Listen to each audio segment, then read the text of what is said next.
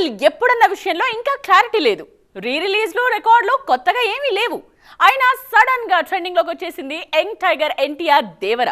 అది కూడా ఓ ఫారినర్ వల్ల. ఎందుకు అనుకుంటున్నారా? అయితే వాచ్ ది స్టోరీ. ఎన్టీఆర్ హీరోగా కొరటాల శివ డైరెక్షన్ లో తెరకెక్కిన పాన్ ఇండియా మూవీ దేవర. మాస్ యాక్షన్ ఎంటర్టైనర్ గా తెరకెక్కిన ఈ సినిమా సూపర్ హిట్ కావటమే కాదు, రాజమౌళి సినిమాల తరువాత హీరోలకు హిట్ రావటం కష్టమన్న అపవాదం కూడా చెరిపేసింది. అందుకే దేవర సక్సెస్ ను తారక్ అభిమానులు గ్రాండ్ గా సెలబ్రేట్ చేసుకున్నారు. ఈ సినిమా చాలా రోజుల తర్వాత మరోసారి ట్రెండ్స్ లో కనిపిస్తోంది. British pop singer Edward Christopher Sheeran Devara సినిమాలోని చుట్టమల్లే పాటను పాడటంతో ఈ సినిమా మరోసారి వార్తల్లో నిలిచింది.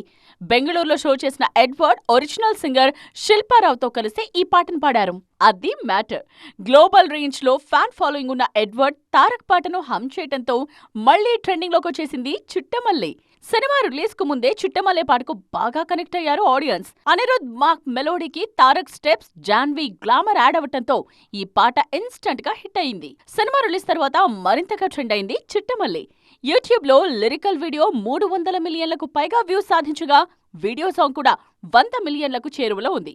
ఒక్క తెలుగులోనే ఈ నంబర్స్. అన్ని భాషల్లో కలుపుకుంటే చుట్టమల్లే సాంగ్ రేంజ్ నెక్స్ట్ లెవెల్లో ఉంటుందంటున్నారు ఫ్యాన్స్.